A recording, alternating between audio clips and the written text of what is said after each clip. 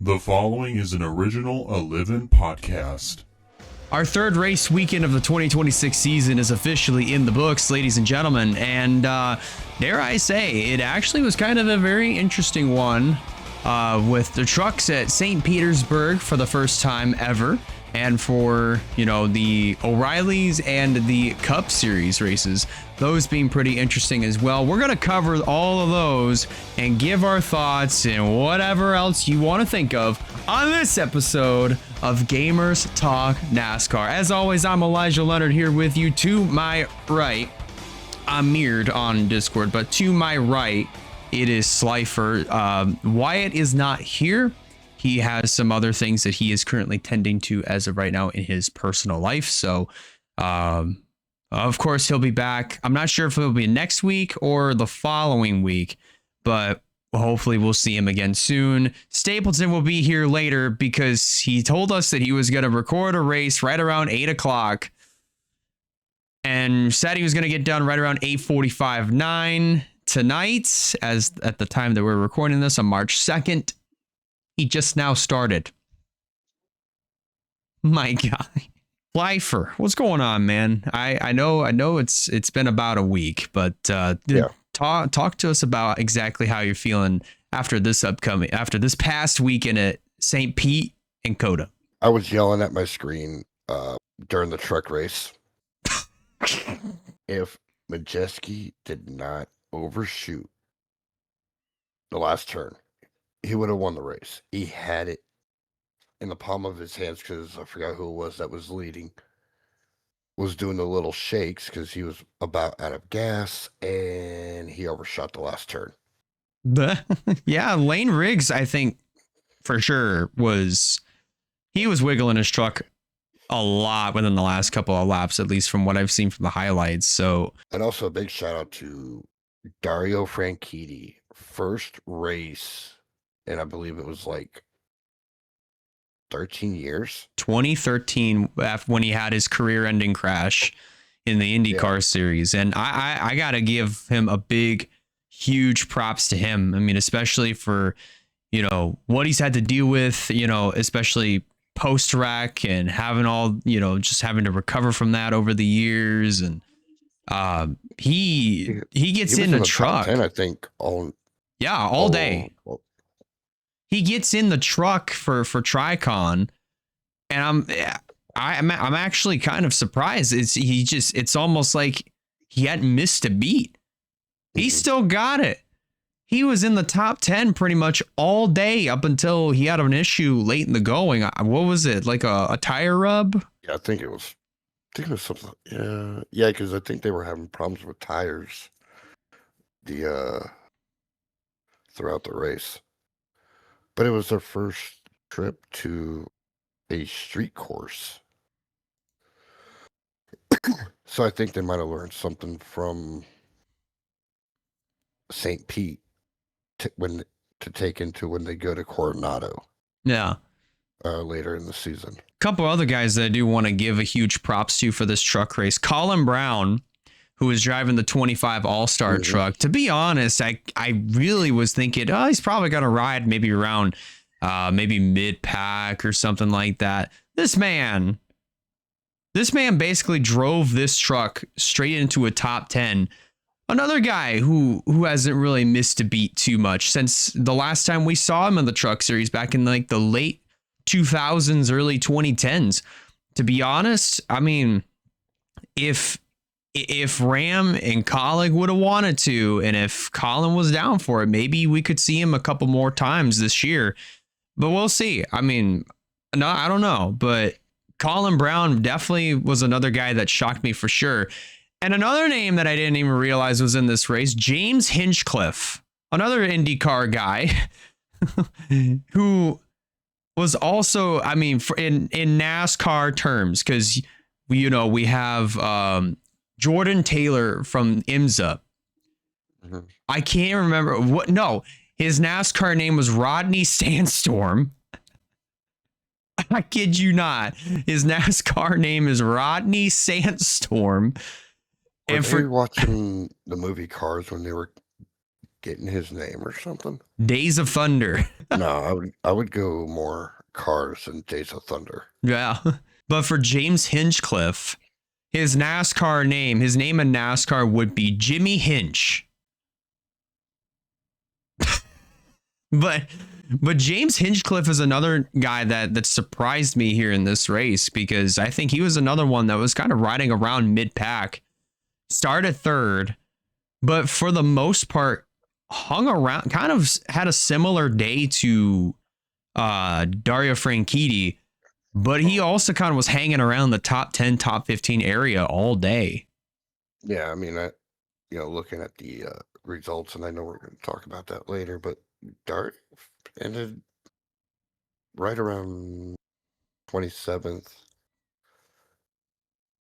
And the other one you're talking about, well, hit the top 10.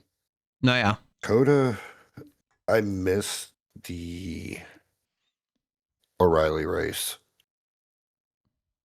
but I did watch the Cup race. And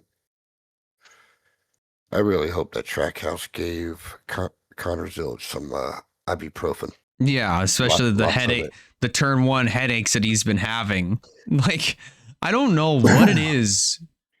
Well, I don't know what it was with Connor Zilch in turn one at COTA they're not a good mix. But he showed why they brought him up, because he kept going back toward the front. Anytime that he was toward the back, he would get up to the front. Oh yeah. And also two history things were made at COTA. The 3-peat. And someone took down SVG at a road course. Oh yeah. Of course, to allude to, I mean, obviously SVG won the O'Reilly's race, so that's no surprise there. But for Cup, it was a bit of a different story, because SVG, he would have been not only on route to sweep the weekend, he would have also tied Jeff Gordon for the most wins consecutively on a road course, which would have been 6. SVG was 1 spot short. Nobody again could catch Tyler Reddick. 3 wins in a row to start off the year. I'm like you, Sly. I'm kind of at a disbelief of what I'm seeing, but this is honestly, when you look at exactly, the things that Reddick has been able to do within a short period of time this year, this is sort of giving like vibes of, if we're talking modern day, Kyle Larson back in 2021 when he came back, but it took him a little bit longer to actually start popping off and winning races. Or Jimmy Johnson, when he was dominant at the time, Jeff Gordon's historic 13-win season back in 98. This is kind of the vibes that this could potentially give off if Reddick continues down this path of just winning races left and right. But they did show one thing I don't think they were supposed to show from the O'Reilly race, though. Oh my God, he said he wasn't joining. He lied to us. Well, I wasn't planning on joining, but I'm here. But no, like I was saying, is that they showed SVG, punting the rugby ball, right? Mm-hmm. They showed it not clearing the fence. Oh, in the O'Reilly's race? Yeah. Oh, that's funny. I didn't really get to watch. I didn't get to watch the race, to be honest with you. I mean, I heard what happened. I actually saw little snippets at the end, but I heard what happened. Something with Connor Zilch, like, oh my God. Yeah. It's like I was saying earlier, like Connor Zilch and turn one just don't mix. We saw it this past Sunday. And then 2 years ago in a truck race, Connor Zilch started on the front row and he absolutely miss the corner. Like his brakes weren't even working. He shoots up the hill and misses the corner entirely. He should just miss the COTA weekend. Or That's even the better, only like, reason. or even better. How about this? Why don't you just take whatever is left of like the sand trap that's on that hill, take it out, and just make a Connor Zilic lane. No. Actually, I think I got one that beats it. Okay. Okay. NHRA, you know how they have the parachutes? Yeah. Okay. If he goes up to turn 1, have him push a button and the parachutes come out. That way he can make the turn. I feel like he would just use those parachutes to troll everybody around him, especially on restarts. That's crazy now. 3 in a row for Tyler Reddick. Yeah. When winless last year, close to winning, and now he's won the first 3 races. He's 3 for 3 right now. Yeah. And I think that's a true testament as to like, you know, everything that he's had to go through last year, not just with, you know, personal reasons. You know, we've heard about like the serious health issues that his son was having last year. And then on top of that, the lawsuit with 2311 Front Row Motorsports between those two teams, and then NASCAR on top of that. Like, obviously, Tyler's eye and 2311's eye as a whole just was not on the ball. You could see it last year. But I think with everything that has passed and everything that has kind of been, you know, agreed on and whatever else, that now 2311, teams like 2311, for instance, for obvious reasons, they have been able to put their eyes back on the ball. They've been able to put their heads back down, and look at them now. 3 in a row with Tyler Reddick specifically. Yeah. Like the last time that 3 in a row has happened, I think at the beginning of the season, or really just in general, or not really in general, but I think if we're talking about in regards of to start off a year, it hadn't been done since 1949. Yeah, that's what the amount. That's what Mike Joy said. Yeah. If I'm not mistaken. I don't remember the exact year. I think that's the year. I think it's year, but that blew my mind. Like, What's possible, and this is very, very far-fetched for Cup standards, is let's go down a couple of divisions and let's go back to the late 2000s. I think right around 2009. Ron Hornaday, when he was driving in the Truck Series, won 5 races in a row. yeah, What if, I mean, Tyler Reddick, this is not really much of a what if. I mean, it kind of is, but you know, if the next 2 races at Phoenix and Vegas go accordingly, Tyler Reddick could be on his way to making more history, but it's not going to be easy in any regards. Regardless of that, you know, a lot of me is like very, very much so in awe of like what we're seeing to kick off the year. It's honestly, it's just crazy. There's no other way to put it. Okay. I think with that said, let's go ahead and review our results from the weekend, starting off with trucks at St. Petersburg. that was a good race. This actually was pretty fun to watch, you know, from the highlights. I haven't seen the full race, but the highlights themselves were actually pretty fun to watch, and especially with the names that were up here. For starting off with trucks, Lane Riggs comes home as the race winner. Ty Majeski, who tried really hard to get to Lane Riggs, missed out not once, but twice. He comes home in second regardless. Ben Rhodes actually had a pretty good showing that last Saturday. He comes home in third. Chandler Smith in fourth. Caden Honeycutt completing the top 5. Landon Lewis finishing in 6th. And Andreas Perez coming home in 7th. Daniel Hemrick 8th. Colin Brown, the highest finishing Dodge in the All-Star truck, no less, comes home 9th. James Hinchcliffe rounds out your top 10. Again, like I said it before, but I'll say it again. Those two guys in particular, I mean, like we'll talk about Dario Franchitti here in a second, but Colin Brown and James Hinchcliffe, I think, when we're talking about guys that caught our eye and surprised us, definitely Franchitti, Dario Franchitti, Colin Brown, and James Hinchcliffe are definitely the top three in my book. I think those two of them, not Colin, but the other two, they've had experience on the sorry, my I'm blanking for a moment. They had experience on that street course. Yes. Previously in IndyCar competition, which, I mean, for those two, it's definitely their wheelhouse.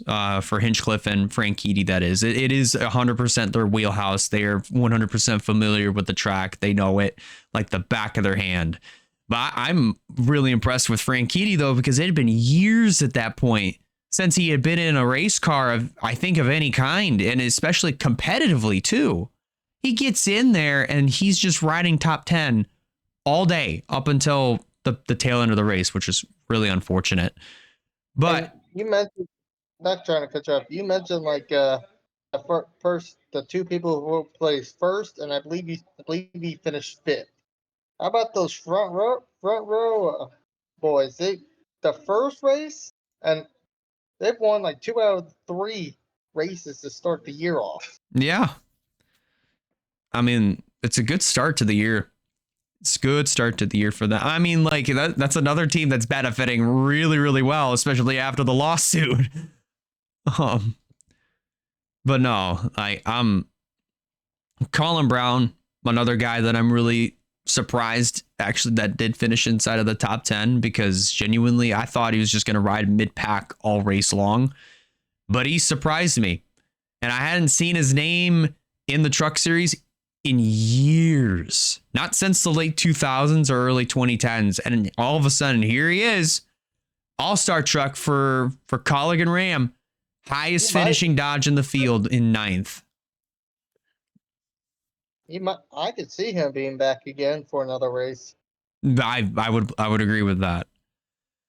Did you notice so far, real quick, that everybody that has driven the 25 truck has done better than Mini? But I know he's still learning the tracks and everything, but people that have been out of the game for a while. I mean, at least Brittany Queen, at least Butterbean and Daniel Dye, they're doing pretty deep.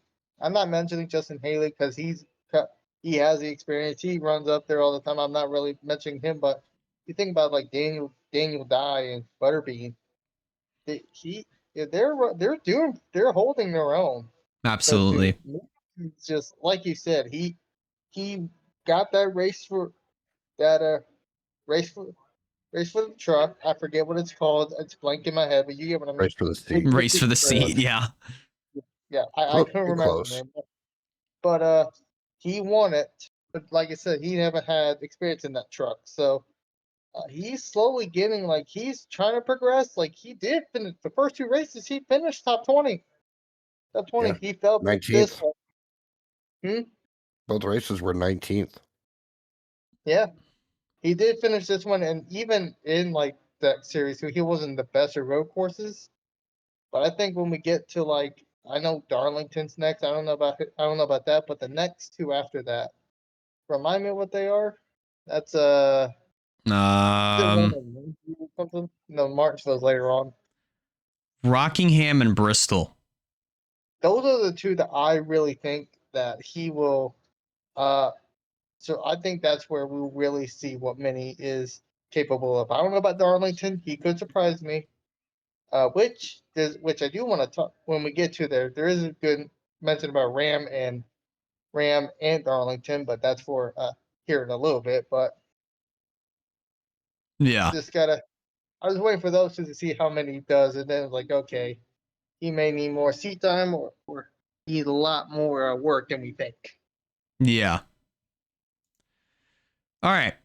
Positions 11th on down to 20th look like this, going back over to the finishing results for St. Petersburg. Ben Meyer, I don't even know.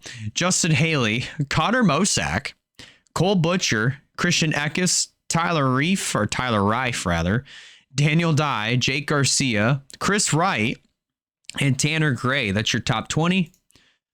21st on down to 30th looks like this. Carter Fartuck, Grant Enfinger, Adam Andretti, Brendan Queen, Gio Ruggiero, Stuart Friesen, Dario Franchitti. Again, so unfortunate that he finished 27th a lap down, but still finished the race, which I think is a pretty good positive.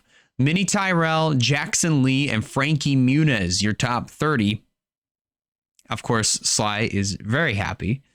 31st on down to 36th goes as follows. Tyler Ankrum and Timmy Hill were the last two trucks running. The rest of them retired from the race. Dawson Sutton on lap 62, Nathan Nicholson on lap 55, Derek White on lap 52, and Wesley Slimp on lap 15. So, after slip, probably. Now, let's shift our focus now to 3 hours later with the O'Reilly Auto Parts series at COTA. The finishing results over there look like this. Of course, SVG, no surprise, comes home as the winner. Austin Hill finishing in second, Sammy Smith in third, Jesse Love fourth, Corey Day completing the top 5. Brent Cruz finishing in sixth, then William Sawalich in 7th, Justin Allgaier 8th, Ross Chastain 9th, Brendan Poole rounding out your top 10. Positions 11th on down to 20th looks like this. Sheldon Creed, Taylor Gray, Alex LeBay, Sam Mayer, Brandon Jones, Ryan Sieg, Blaine Perkins, Jeb Burton, Carson Quapple, Patrick Staropoli. That's your top 20. 21st on down to 30th looks like this. And this is a surprise, I think, for all of us. Connor Zilich finishing in 21st. We all had him to pick to win. Yeah. All four of us unanimously picked him to win because of last year, and just did not have a good weekend. No. So car number 1 started on the pole. He just fell about 20 spots below where he started. He finished first, but not the first that he would have wanted to finish.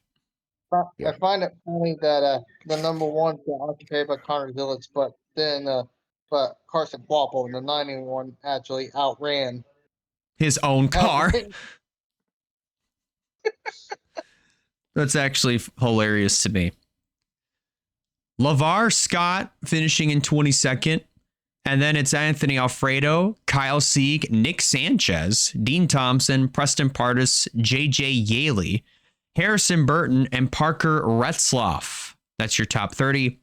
31st on down to 38th looks like this. Raja Karuth, Jeremy Clements, Austin Green, Ryan Ellis, Sage Karam, Josh Bilicki, Baltazar Leguizamon, and Austin J. Hill going out of the race on lap 7. The one Austin Hill finishes in the top 5, and the other one finished last. But how would you put that?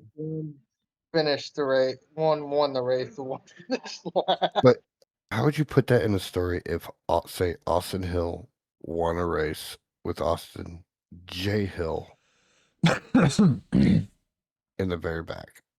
Oh, no. How would you put that into a story?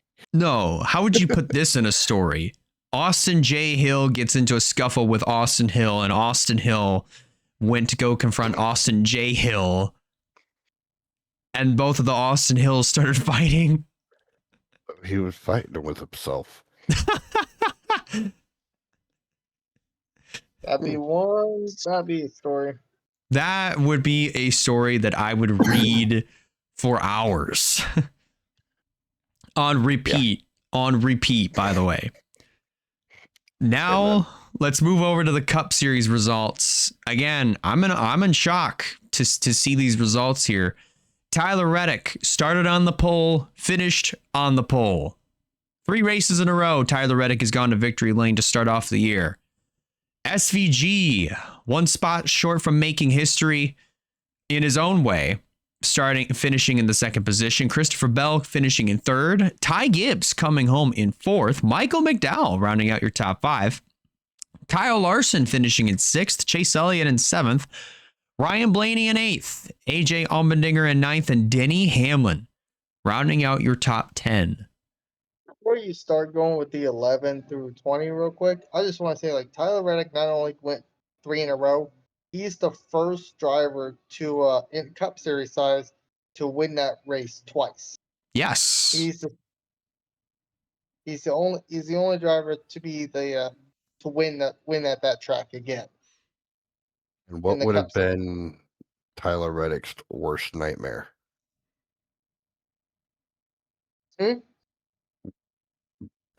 During that race, toward the end, what would have been Tyler Reddick's worst nightmare? Yellow flag. The caution. Oh, caution, yeah. 100%. Positions 11th on down to 20th looks like this. Bubba Wallace actually did good. Kyle Busch, William Byron, Connor Zilic recovered to finish in 14th. And then it's Joey Logano, Ty Dillon, John Hunter Nemechek, Ryan Preece, Austin Dillon, and Brad Keselowski coming home in the top 20. 21st on down to 30th looks like this.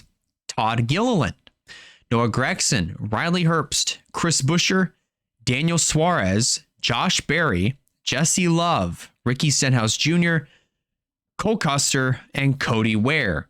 That's your top 30. And then from 31st on down to 37th, looks like this. Carson Hocevar, Austin Cindric, Zane Smith, Eric Jones, Ross Chastain, Alex Bowman, who climbed out of the car because he was feeling ill. Myatt Snyder finished the race for him. And Chase Briscoe, who went out of the race on lap 62. Yeah. Now, you brought up Mike Snyder. Well, man, I thought this was cool. So I didn't know this was an actual job. I know it's a pit spotter. Being a person to be in the shadow of the reporter to make sure they get all the notes and everything. I did not know that was a real thing. I didn't know that's what Mike Snyder. That was news to me. But then I thought it was cool. Like he was like one of the people who would jumped in. While in the car, he got approved by NASCAR, so that he can drive, and that was his first, I'd say, technical Cup race. Yeah, he didn't start, but I still think that was pretty cool, and it's something not heard of. But also, Jesse Love, you could not miss his car for the love of God. That thing was so bright. Hey, dude, that's another thing that I really miss about specific types of paint schemes, especially when we go back to like the 90s and the early 2000s. There were schemes that weren't that hard to miss. Nowadays, all the schemes sort of look the same, kind of like with a black or white base. Mm-hmm. But with Jesse Love's car, oh boy, you could see it. You could identify where he was at. You could see that from the space station. Yeah. But he did hang around with the big boys. He did pretty impressive. I mean, sure, he started 27th, finished 27th. I mean, there was points where I think he was like as high as 21st. Maybe higher than that. I don't even know, but he was up there. He was high enough for me to actually notice him. Another note that I wanted to make as well, because we know that at COTA, this was their first race in the heat, the very, very intense heat. Of course, track temp going in was 109 degrees, and the weather, the actual, weather itself was about 85 degrees. And we know that these cars, especially in those conditions, can get very hot, regardless if it's 200 degrees inside the car or what. Some drivers, unfortunately their hoses to their helmets had quit working. I think it was Kyle Larson. His cool shirt quit working. Yep. And then at the end of the race, the one that definitely caught my eye was Fox ended up showing like a really quick shot of AJ Allmendinger, who was lying on the ground after, I think he had obviously he was extremely exhausted after the race, but he was on the ground, he was getting, service, from the emergency crews, and hopefully, I mean, I'm pretty sure by now he's okay and that he's got the necessary fluids in his system. So yeah, both him and Alex Bowman, like I told you before, prior to recording, that they are both okay. That's good. One thing I think after this race, I think NASCAR may take into consideration, which I think would be a smart thing, is if it gets to be that excessive, throw the caution. They cannot, obviously, no changes to the cars or anything. Bring them all down pit road. Like if it was, say, raining, how they line them all up and let the crews, at least go check to see if they're okay, if they need like water, or if their shirts are working or the hoses are working properly to where they can get that cool air. That's basically what you're saying is like, I know the truck series did this at St. Petersburg, so kind of like a mandatory pit stop. Yeah, like if it got like real excessive, that they would all come down where they are positioned at. It's pretty much, I would say it's like a safety caution, so to speak. To, like if say if the hose quit working, like what happened with Larson and all them, that they can take like a couple minutes to maybe figure out what is going on. Like if something's wrong, to keep the temps down to where they don't have to, like what happened with Allmendinger and by Wyatt. Alex Bowman and Allmendinger. Right. Stuff like that, won't happen. That's pretty much where I was getting at. Yeah, probably. So definitely like kind of like a mandatory pit stop, but without everybody can change their tires once the last place car parks into their pit box. Instead, it's just you get in, all the crews, they get out, they're kind of just checking up on the driver, trying to see, all right, what's not working, what do we need to fix? Just obviously with cool shirts. I mean, the cool shirts, that's going to be kind of difficult. Really, there's not much you can do there except for like obviously give out ice cubes or like, bags of ice. Yeah. Yeah. Stuff like that. No work done on the car at all. It's not one of those kind of cautions. Like if they obviously say gotta have like their water bottles that they have in the cars or the trucks, they can have one that has ice in it, where they can take that in, cool them down a little bit, and then bring them back out. Right. Yeah, no, that's no work done to the cars or the trucks. No adjustments, nothing. Okay. Yeah, that's not. I wouldn't say that's a bad idea. I wouldn't say I mean, that's a it's bad. more like it's more like a safety. It's a safety thing. To make sure that everybody's okay. Right. And that's if like the temps are that excessive. I'd say so. I think you'd want to also save that as well for maybe like a lot of the other road courses that are out west, or at least especially down south as well, where Sonoma. he is pretty extensive. So yeah, like Sonoma or the naval base, which I think is also located out in the California It's in area. Coronado. Yeah. It's in San Diego. Okay. Yeah. And Well, then that one, don't think it'd be that much of a problem because they are granted by the water, so you still got the kind of coolest temp in the time of the year yeah. that they're in. Because I did live in San Diego from 85 to mid 99, and the time that they're racing, it's hot, but not that bad.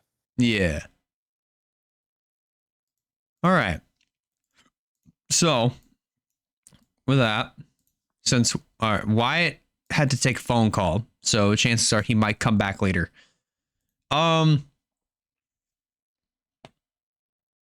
think we're just gonna have to wing this. Are we surprised? No, we're not surprised by this at all. Let's go ahead and talk about our points after the St. Pete COTA weekend.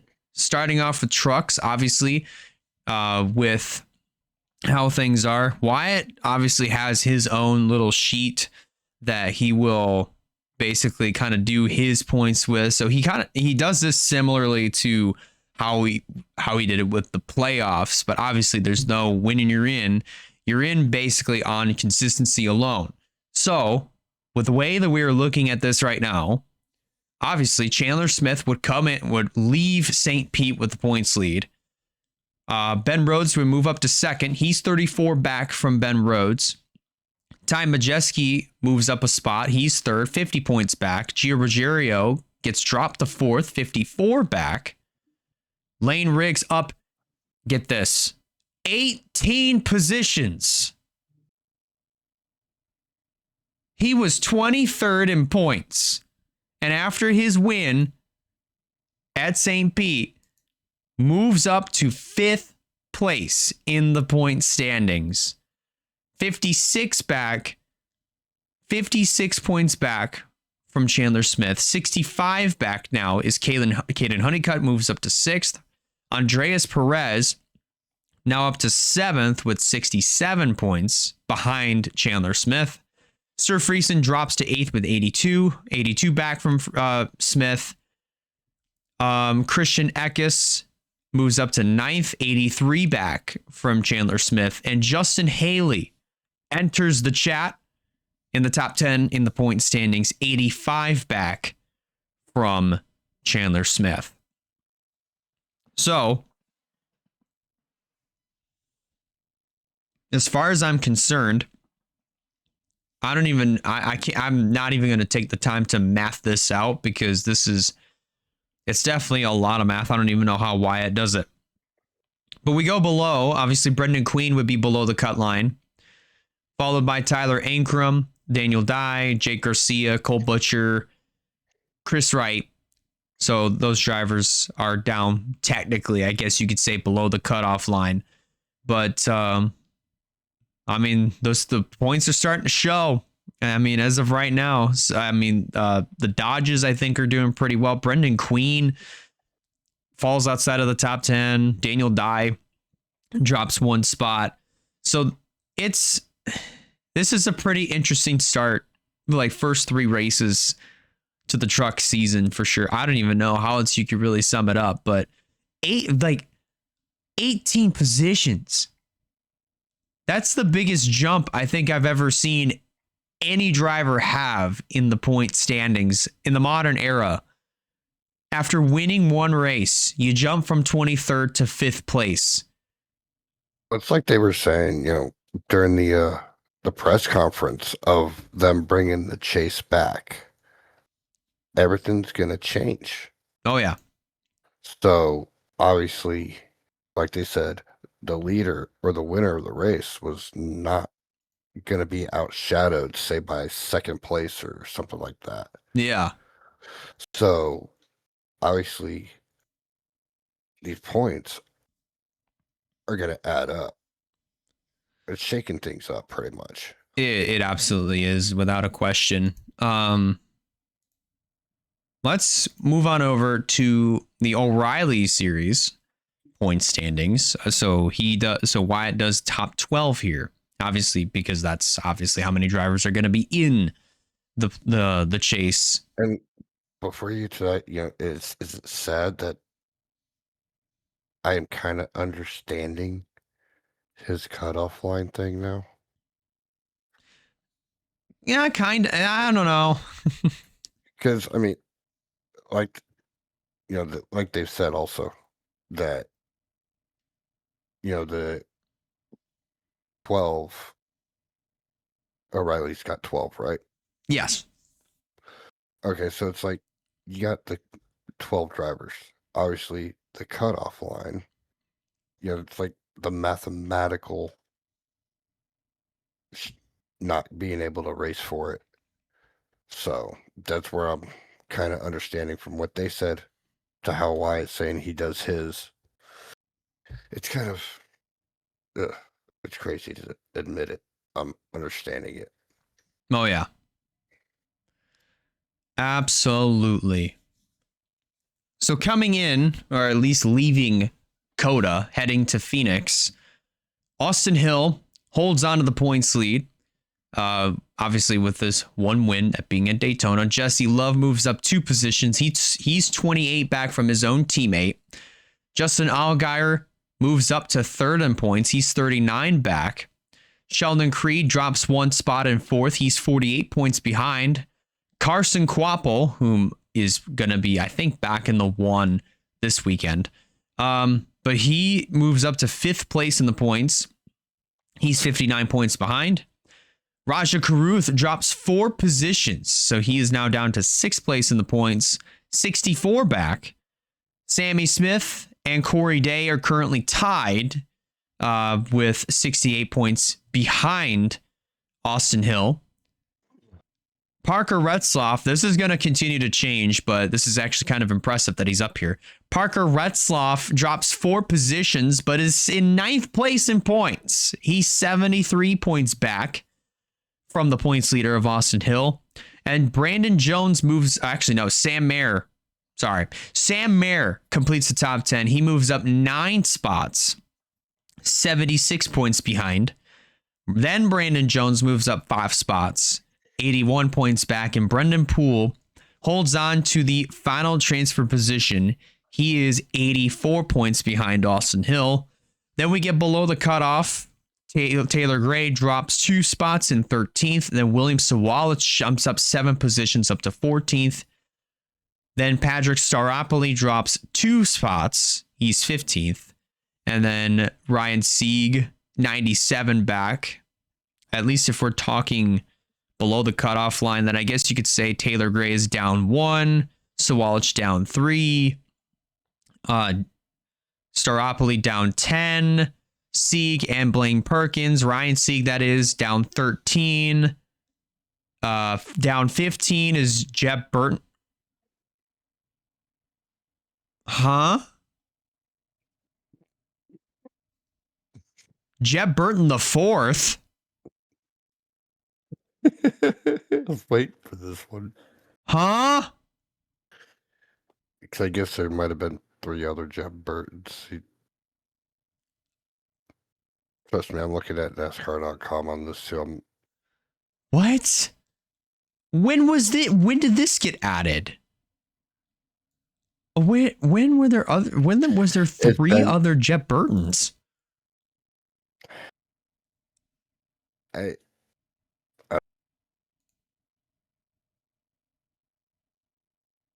I'm just waiting for you to get to the Cup one because. Oh boy. But no, Jeb Burton, the fourth, is down 15 points from the cut. And then Nick Sanchez down 17. And then Anthony Alfredo, I think he went as far back as 20th, but Wyatt that did when he did his stuff. But Anthony Alfredo is down 18 points from the cutoff line. Now, let's get to the main points, the Cup Series. Obviously, it's the top 16 that are in the chase field for this year, as it has been since 2014, but this time with no win and you're in.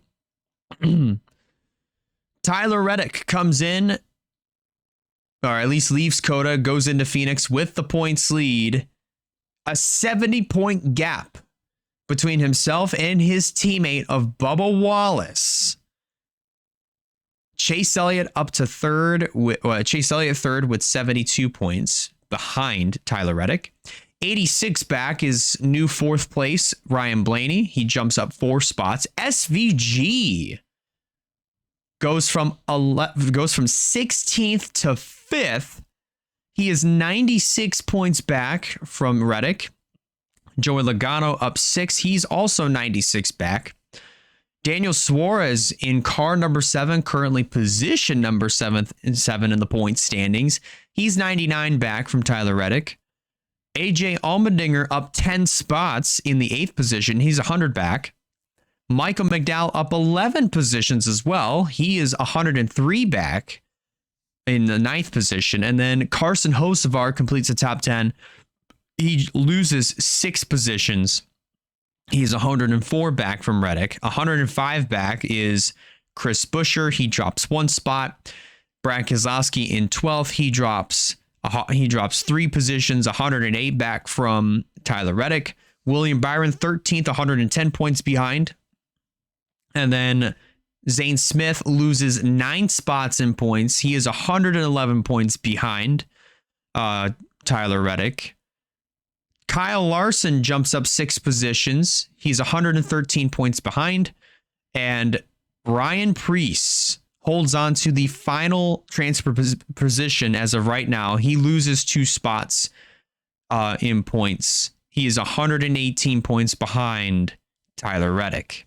So before you get to the cutoff part, how many points behind was Buescher? 105.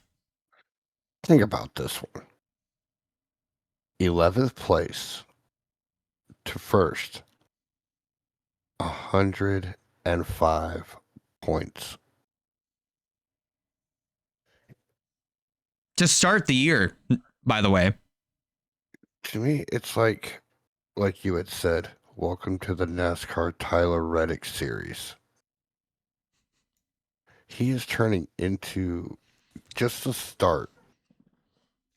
Now, correct me if I'm wrong, but just the start of this year, he is like how Connor Zilic was in now the O'Reilly series. I don't know if he'll win a third of the year, though, but anything is possible. I mean, he's already done the first 3. Yeah, he's won the first 12th of the season so far. So, what's to say there's not more? I don't know. I mean, if there are more, it's probably going to be later on in the season. Do I see Reddick winning 4 in a row at Phoenix, or 5 in a, or if that happens, then 5 in a row at Vegas, and then so on? No, that would be 1. You'd get pretty skeptical. 2, it would get boring. 3, it's pretty. I'd say going beyond 5 in a row would be pretty unrealistic.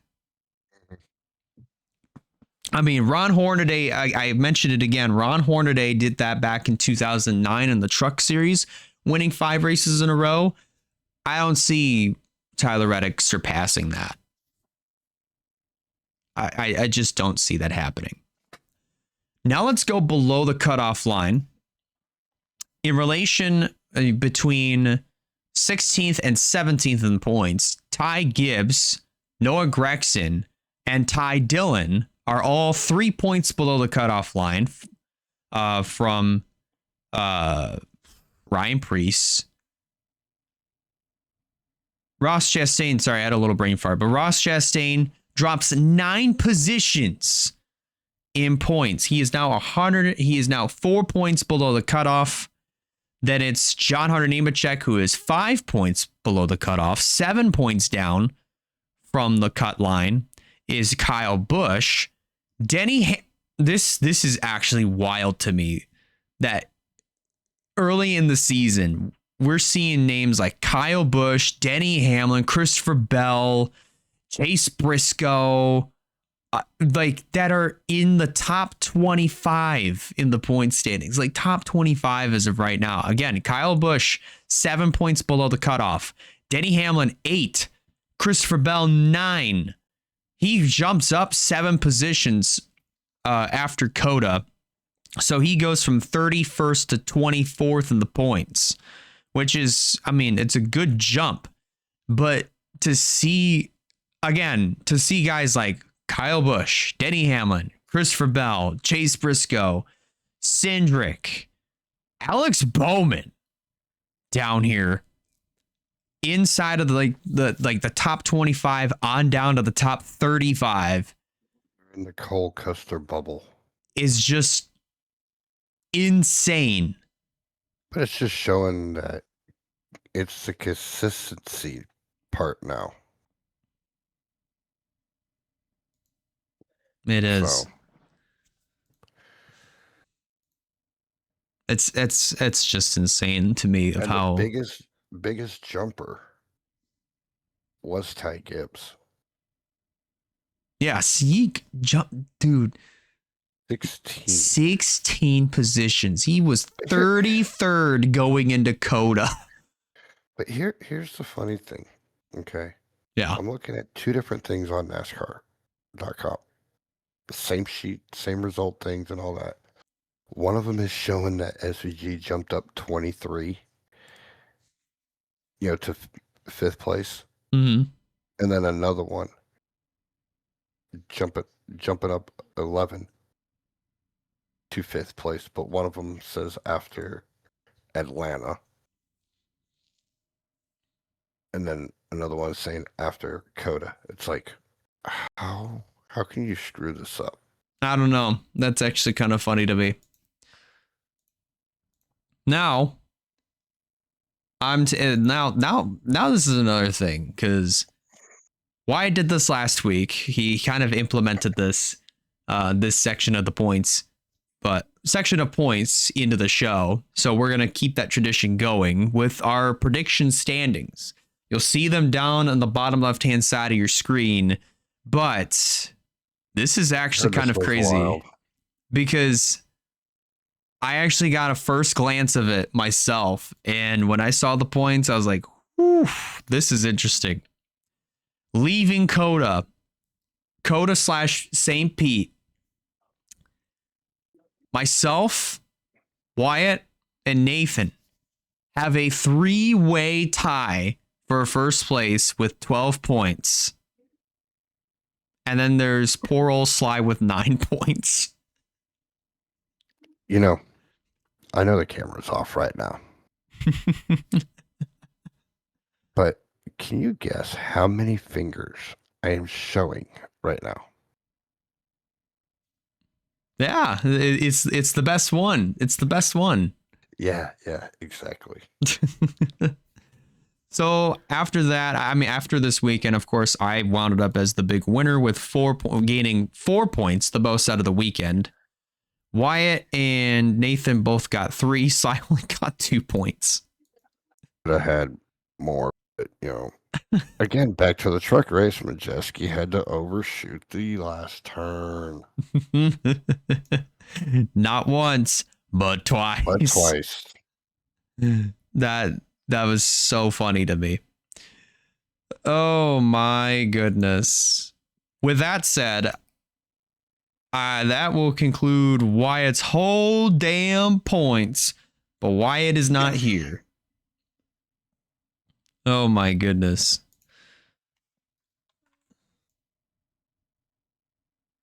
Okay. I accidentally paused the recording. Good job. It's a good thing. It's a pause, but I didn't stop it.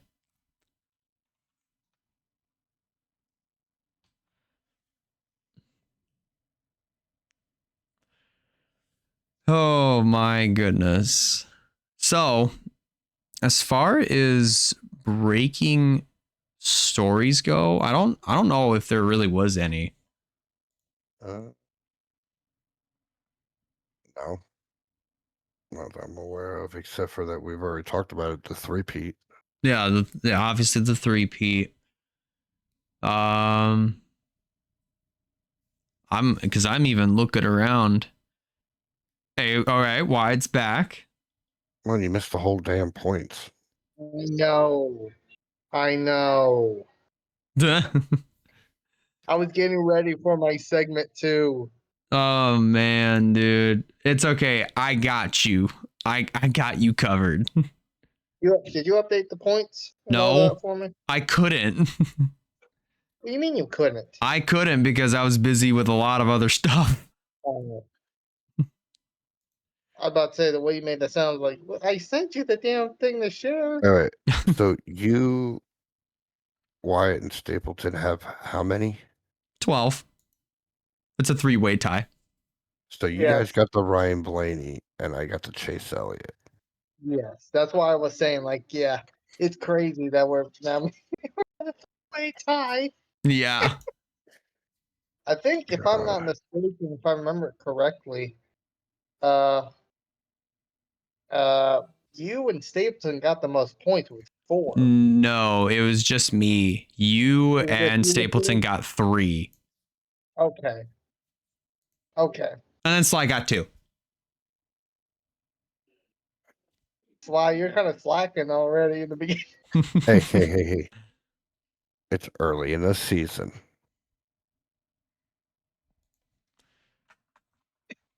So. Okay. I was saying, Right? Somebody's late saying, "Oh, I'll be here in a minute." You're late, buddy. I don't, yeah, but as far as what I'm looking at, I don't see any breaking news or anything. You just cut out, or was that just me? No, that was probably you. I think it is just me. Uh-oh. Uh-oh. What There we happens go. when you're on mobile? Mobile sucks. Buh. Yeah. Mobile. Anyways, what were you saying? No, I really don't see anything breaking. Yeah, that's what I was saying. Is I I don't. don't know if you went over when I was talking about, but the only thing I know about is that we now know who's driving the 25 for Darlington, the truck series, in a few weeks. Oh yeah, Corey LaJoy. That one was kind of like one of those was like, yeah, I kind of figured that would happen at some point, but also at the same time, like, okay, cool, because I guess Corey LaJoy is, I guess everybody wants to have Corey LaJoy drive their car or their truck or whatever, but like also, because like, that's funny to me. Corey LaJoy drove for RFK to try to get into the 500, obviously failed. The next night, he drives the 75. So he goes from a Ford to a Chevy. Now he goes to a Ram. And there's Mr. Late Pants himself. Sorry, now I'm in what I miss. A lot. Okay. Everything. We're all done. Everybody have a great night. No. We're pretty much done recapping the race weekend, the points, the results. The headache that Zilich got over the weekend. Basically, Connor Zilich's PTSD with turn 1 at COTA. But I guess I could tell you, Elijah already mentioned it before I got back. I came back, but me, you, and Elijah are in a current 3-way tie for the GTN points with 12. Leave me alone. I want to pull away. And but Blacker only has 9. So Get better. I'm kidding. the OG the OGs of the points are showing this rookie up in prediction. Do you want me to give my very quick thoughts of the weekend? Yeah, go for it. Go Okay. for it. So first off, I didn't see trucks, unfortunately, because they start at noon and I was not awake in time for that. Thanks, Fox. But pretty good. So, and I did see that it was Lane Riggs that won. And I watched the highlights, and I don't know if this was a one and done or if they will do it again, but I think it's cool that NASCAR and IndyCar are doing doubles again. And that leads They're into doing Phoenix They're this doing week. it again this weekend. Yeah, I'm very excited about that with Cup, O'Reilly, Arca, and IndyCar. So that's fun. It's at Like I know, Sorry, go ahead. I know it's not a NASCAR. I know this is a NASCAR show, not an IndyCar show, but I'm all for more ovals for IndyCar. Yeah. Just those slap. First race, isn't it the first that they've been to Phoenix, or are they returning to Phoenix? This is a they- return. Yeah, the last time was 2018 before they reconfigured it. Okay, so 'Cause this I looked it okay. up a couple days ago. Well, The last time they ran was like April of 2018, and they moved the front stretch to the back stretch, and then back stretch to the front stretch in like November. If I'm being honest there, it's not really much of a reconfiguration if you're doing nothing to the track except for basically shifting the grandstands from like what is now the back straightaway over to what was turns 1 and 2, then the back stretch, and then moving the start finish line over to like the first part of the dog leg coming off of turn 2. That Not gonna then lie. turn 2. I miss the old Phoenix. Me too. Yeah, When it had love the old dog Phoenix. leg, the wall actually said dog leg. Oh yeah. yeah. Here's But my I've question. always liked Phoenix. I mean, I'm okay with this version, but I do miss the old one. But, I am looking forward to IndyCar on another oval. I want more ovals. Go back to Texas. We don't need a street race. Go back to Chicagoland. Kentucky. Go I mean, Kentucky. Kentucky's just sitting there. yeah, So, just bring like shoot. Michigan. I That would would be- pay to go see an IndyCar race in Michigan. You know, okay. They probably go like 2:30 at Michigan. Just Yep. with the banking. They go 2:30 at Indy, but that's a flat track. They probably go 2:30 easily at Michigan. If IndyCar went to Michigan, would you go to Michigan for IndyCar, Elijah? Yeah. Yeah, I said I would pay to go. Well, you'd have to pay to go anyway. Well, duh. I'd actually pay if they went to Daytona. Oh my god. I don't think they would. Could you imagine Indy or the IndyCar at either Talladega or We don't have to because iRacing already does it. Yeah, that is true. we won't talk about iRacing. On NR already tried something like that. Yeah. Technically, No, yes. no. I just saw firsthand about me and iRacing. Oh I man. don't think they could do Daytona in real life, but maybe like the Daytona road course. Yeah, the road course would make more sense for Daytona.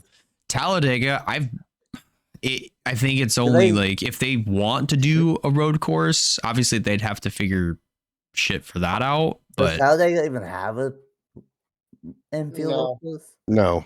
They'd have to make one. Talladega? Yeah, they would have. Yeah. Yeah, that's kind of the parking lot of Talladega. Yeah. There you go. Based on that, like mini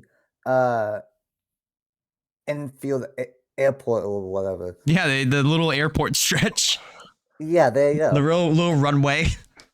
Yeah, boom. That's perfect. But yeah, anyway, COTA, I watched both Cup and O'Reilly. And the O'Reilly race, oh my god, that was such a good race.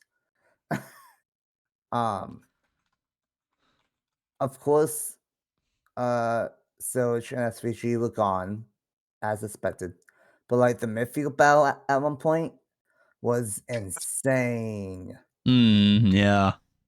Like they were going 3 and 4 wide, or like 3 wide constantly. So that was very good.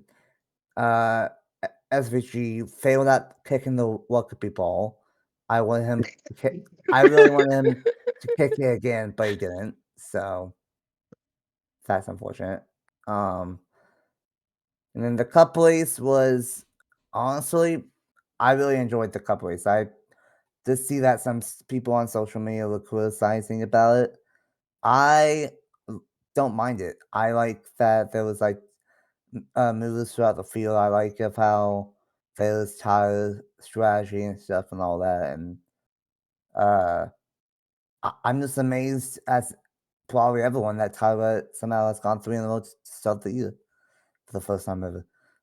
So I do have to run. But my thought about the whole Phoenix weekend, I really hope we see 7 wide Oh God! like we did with the trucks last year. Yeah. And in what series? Who cares? Every series. And they call it 7 wide. Let's go. Oh, God. If they go 7 wide in IndyCar, you might as well get the morgue. Because some people gonna die. But no, that's my. But honestly, I hopefully see some good racing at Phoenix. Sure, we're gonna see some like 5-6 wide toward the end. Yeah. But Yeah, definitely. I got some prior arrangements to get to, and I will see y'all next week. All right. Well, thanks for being here, Sly. Yep. Peace. Peace. And there he goes. After I say my picks, I'm probably gonna hop off as well. All right. Well, I guess did you have any more thoughts on the weekend, Nathan? No, not really. Okay. Then with that said, let's go ahead and preview Phoenix, which only has the O'Reilly's and Cup series this weekend. Trucks is off until I think it was obviously Darlington. But I can't remember the exact date that they're coming back. I think it's just a couple weeks. March 20th is when the truck series will be back at Darlington. So about 2 weeks. So they get about a 2-3 week break. But for this weekend, it is O'Reilly's and Cup at Phoenix. Obviously, IndyCar is going to be there as well. But that's not the topic of conversation. Sorry, Nathan. I know. In general, it's a busy weekend at Phoenix with 4 different series, but for NASCAR specifically, it's just. But I mean, that'll be interesting because we have the IndyCar race, obviously on March 7th. It's going to be at 3. Xfinity or O'Reilly's. Sorry, I caught myself there. O'Reilly's is going to follow at 7:30. And that's me interesting with the different tire compounds. It will be. And then Cup follows just under 24 hours later on the 8th of March. So, gentlemen, going into this weekend at Phoenix, what exactly are we going to be looking for, especially after the IndyCar race where we're going to have all that Hoosier tire rubber on the racetrack, and then the O'Reilly and Cup guys get out there and then put their Goodyear rubber on the track, what do you think we're going to expect?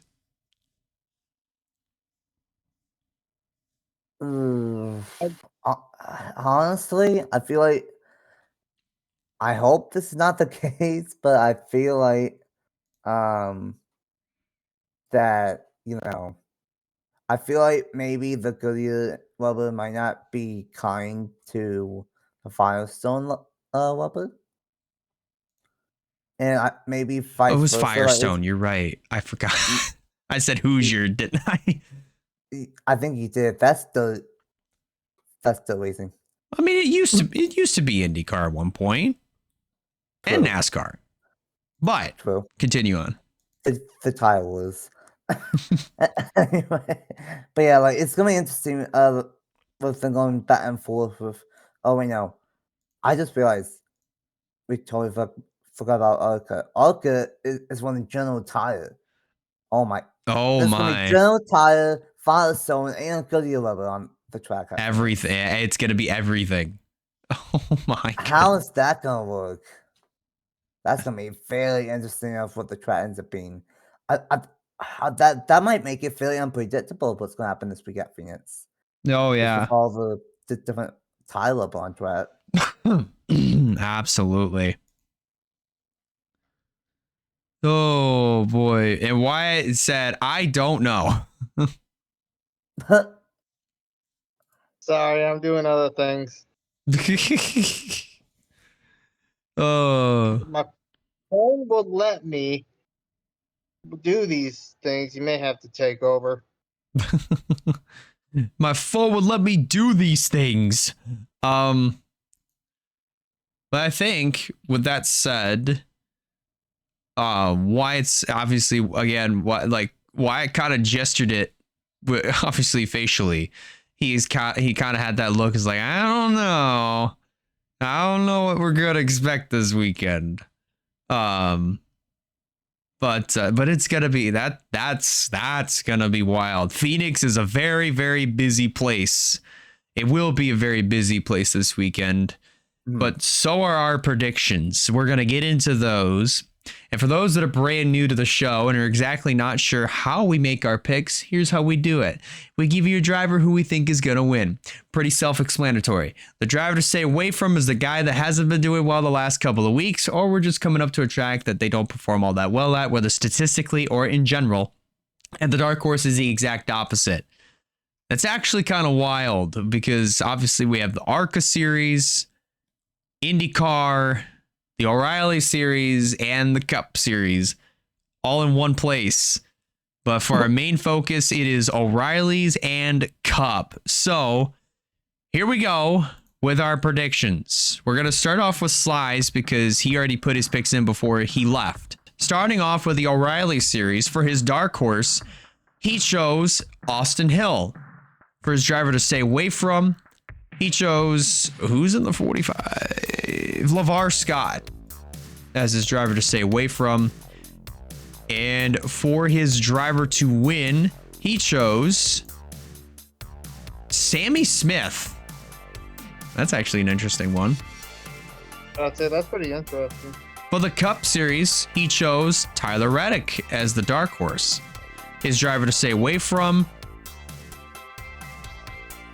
Cody Ware. That's not challenging at all, Sly. That is not challenging. Oh, and then driver to win, he chose Ryan Blaney. You know what I have to say about Sly picking Cody Ware? I forgot to say this one.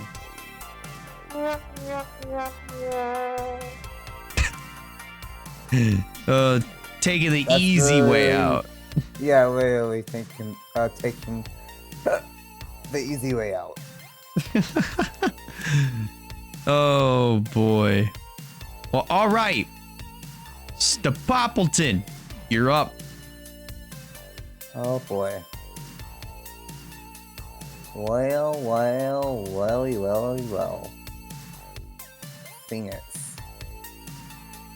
That's a fairly unique weekend schedule, as we have said. Who will conquer the various higher rubbers on track. Let's see here. My driver to stay away from. I'm gonna say, give me.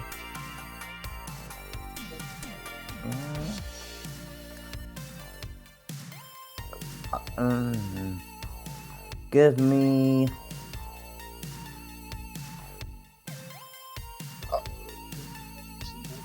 Alright. Taylor Gray.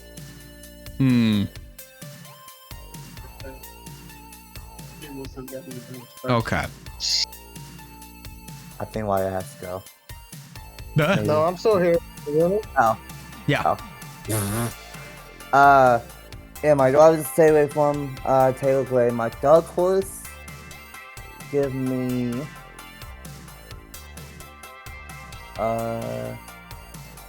William Byron in the 88 this week. Ooh, As my okay. dark horse. You know that's gonna be half point, right? Oh,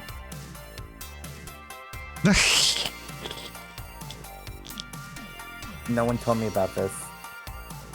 I mentioned this last week when we had COTA, and y'all picked SVG as like a dark horse to stay away in the O'Reilly series. I have a memory of a goldfish. So I forgot. Anywho, I'm changing my pit then. Thanks, Wyatt. I haven't said nothing, but all right. You shouldn't have said anything. Instead, my dark horse was going to be William Byron. I still think he's gonna do good, but my dark horse now, based off of what I saw at COTA, give me Brent Cruz as my dark horse. All right. Interesting. Just to reiterate, if it's a Cup driver who it's a full team that has a win, that will be half point. Since Connor Village hasn't won, if he was in this, he would still be a full point. But if you're a full-time Cup guy and you've won in the Cup Series, that's a half point. So, just reiterating. Yeah, Zilch, that's an interesting one since he's like the only rookie in Cup. That one's kind of interesting. Anywho, in my driver to win, no surprise, I'm going with the O'Reilly Series Master at Phoenix. Give me Justin Allgaier to get his first win on the 2026 season. I like that. Yeah. Don't know why, but he's always good at Phoenix. And then Cup. I am gonna say that my driver to stay away from is going to be. I'm not gonna be obvious, right, Sly. I'm gonna say my dark horse. Unfortunately, I don't think it's gonna be a good weekend for this team, and I You mean your hate. Huh? You said Dark Horse. Oh, did I say dark horse? Oh, I'm getting tongue twisted. My driver to stay away from. My driver to stay away from. I'm gonna say is going to be Josh Berry. Ooh. Yeah. I don't. I mean, he could prove me wrong. He could be a dark horse, but at the same time, I don't know how well he's gonna do. So I'm gonna say he's my dark. He's gonna be my driver to stay away from. He'll be both. I mean, he could be a dark horse and has a bad day. I mean, there you go. But no, I think that might be what ends up happening. That he has a good one and then has something go on, and then yeah. So my dark horse. I don't think he's gonna go 4-0 because every time someone is in position to go 4-0, it doesn't happen. Look at Carlson at Pocono in 2021. That still pisses me off. So because of that, but because of how fast they've been, I gotta put him somewhere. My dark horse will be Kyle Lett. And my driver to win the Straight Talk Wireless 500. It will not be the Straight Talk Wireless car of Noah Woodson. That is never happening. I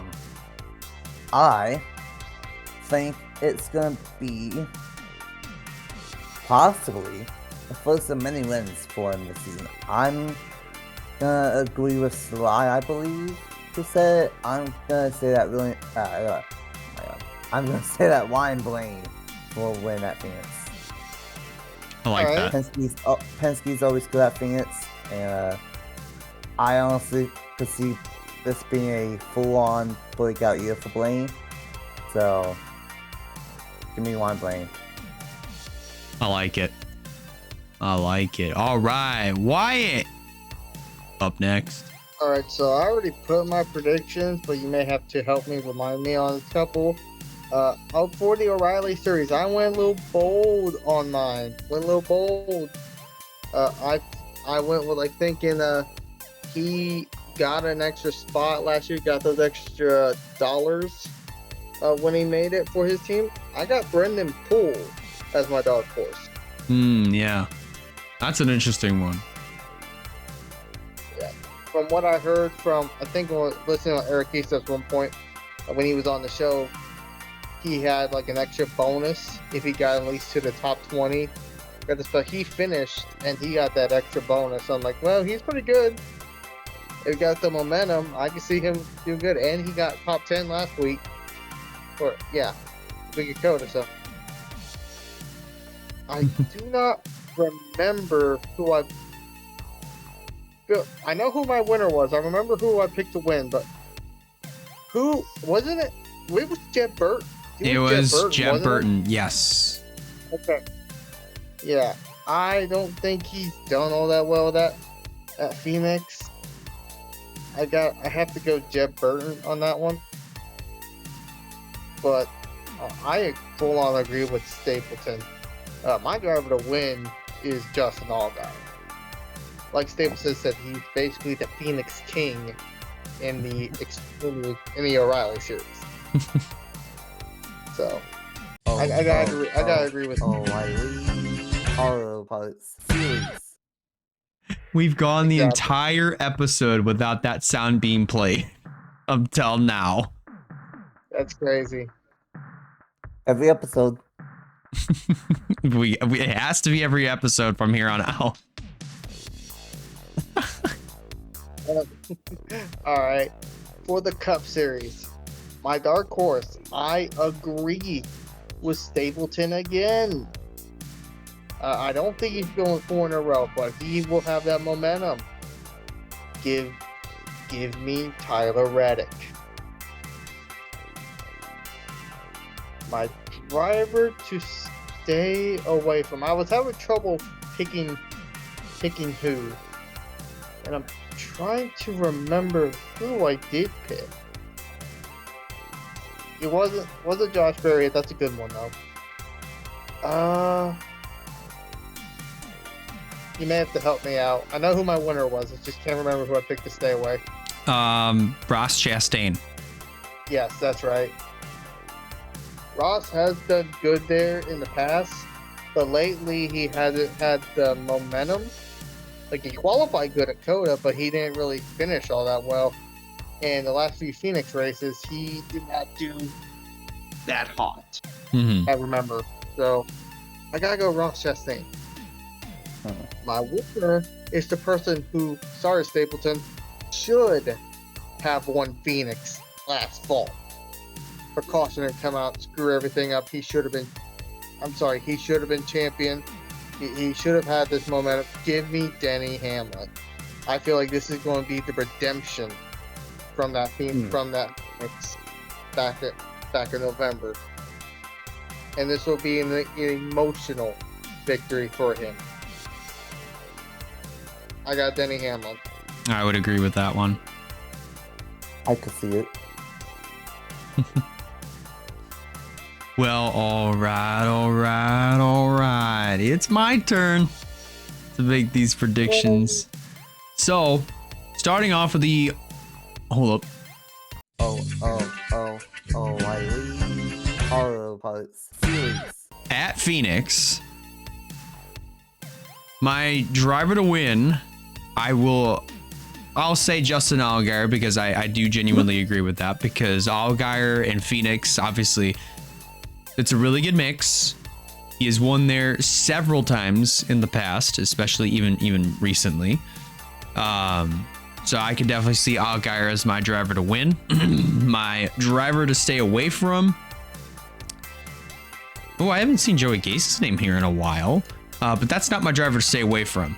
I mean, he owns like two to three cars each week. Yeah. My driver to stay away from for this weekend, I'm going to say Raja Karuth for this weekend. And the only reason why I say that is because of the Jordan Anderson racing equipment. I don't know if it's going to be backed by Junior Motorsports. Don't know yet. Yeah. I think what was causing Quapple, that 91 was that backed by Junior Motorsports. Yeah, it was with DGM. Well, I mean, Yeah, he was DGM. racing DGM, but I think that car might have also been backed by JRM. This one probably might as well, but we'll see. Yeah, Either way, we'll see. So It's, sorry to cut you off, Elijah. I still find it fairly weird of how, for some reason, Wydra can't be in the 88 full time, and for some reason of how Cousin Quapple can't be in the one full time. It's stupid. The deals that are going on at Junior Motorsports are kind of ridiculous. Why can't one to two drivers stay in their same cars for the entire year? Like, if Pennant really wants a second car, just add to the 17 on a part-time basis. I don't know what number they could do, Yeah. but just add an actual second Pennant car. Could have. They very well could have. My dark However- horse. However, if they did that, then there would be 200 cars. 200cars.com plus 100, and then a third 100 multiples. There would be 300cars.com cars. There would be. 100, one from Junior. Then you Really, would- would we, two's all the way bad enough? Would we really need a third? That would all be identical. Well, just paint the third one red. Why don't they input the colors? I mean, you Don't can do forget- that. don't forget, at Homestead, Miami last year, we had 4 HendrickMotorsports.com cars. So Oh boy. All right, my dark horse. This Sorry, Elijah. you might find this one pretty interesting, and you might think, well, why is he switching up? Well, Uh-oh. this is going to be a pretty interesting pick for the dark horse. I'm going to say Corey Day is my dark Oh. horse. The last couple of races, I mean, especially COTA shocked me. He finished top 5 at COTA, Yeah. like shockingly enough. Atlanta, he did pretty well. So those 2 races in particular have kind of stuck out to me as like, okay, all right. Corey Day could be a pretty good dark horse. He's kind of proven me wrong. So please, for the love of God, if I pick you as a dark horse, you better not prove me wrong here. he finishes terrible last at Phoenix. I swear if that happens, that would be so, I would be annoyed. Cause like, it's like the curse that I have with Brandon Jones. Sometimes if I choose him as a driver to stay away from, he finishes top 10. If I pick him as like a dark horse, he wrecks out. You know, it's ironic. You picked him, and you picked him as to stay away, and he was. Oh wait, no, that was me. No, No, it probably was me. one of us did. I know one of us did one week, the other, and I did the other week. Yeah. Either one of us at Atlanta, the other one was at COTA. But Yeah. But all right, guys, it is time for the main event. You didn't hear it on Discord, but it's okay. You'll hear it on the show. It is the 22nd annual Straight Talk Wireless 500 at the Phoenix Raceway for the NASCAR Cup Series. Here we go. My driver to win at Phoenix is not Tyler Reddick. It's not. Is 4 in a row possible? Yes. Will it happen here? No. I'm going to say for my driver to win, Phoenix is one of those tracks that I feel, he does pretty well at. This is the same place that he got his first career win at. Give me Chase Briscoe as the driver to win. I think he'll definitely rebound after COTA. Also, I know I'm getting ahead of myself, but should we assume that your dark horse is going to be the exact same? We'll get there. Driver to stay away from. I'm also jumping on the Josh Berry train. His year has just has been abysmal to start things off. Absolutely abysmal.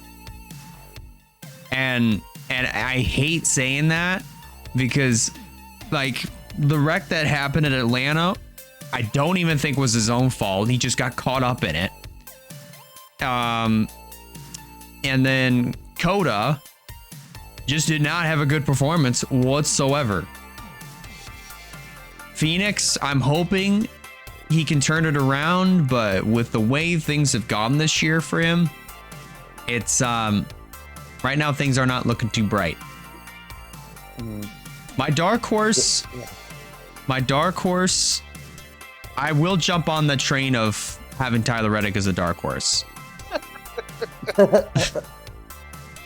because it's no shock that Tyler Reddick has had speed within the first 3 races of the season. I mean, look where it's put him.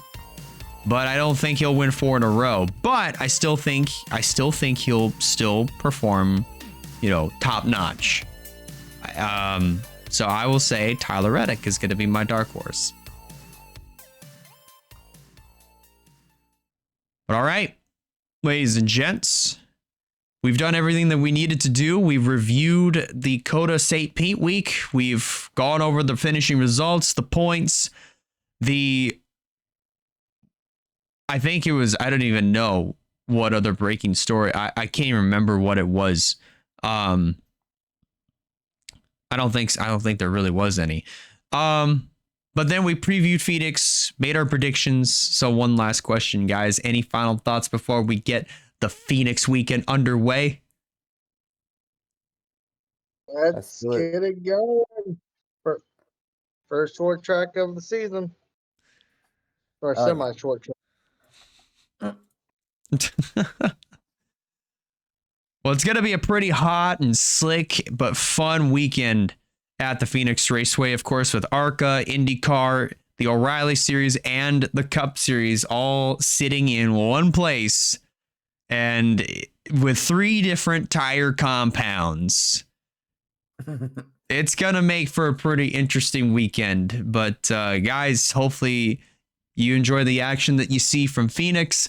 We'll definitely for sure enjoy it, at least for what we're able to see on TV and, whatever we're able to see on social media as well, depending on what's going on in our lives. But if you guys like this episode, be sure to hit the like button and be sure to consider subscribing on the 11 Podcast YouTube channel. Be sure to hit that follow button on Spotify so you don't miss future episodes that drop every Thursday, 6 p.m. Eastern Standard Time, not just on Spotify, but on YouTube as well. On behalf of Nathan Stapleton, Slifer, who was here a little bit ago, and Wyatt Walker, the co-host, I'm Elijah Leonard signing out, and we'll catch you all on the very next episode of Gamers Talk NASCAR. See y'all. Thanks for listening to tonight's episode of Gamers Talk NASCAR. Really hope you guys enjoyed. Be sure to hit that follow button so you don't miss a future episode throughout the NASCAR season. And as always, we'll catch you on the next one every Thursday night at 6 p.m. Eastern Time.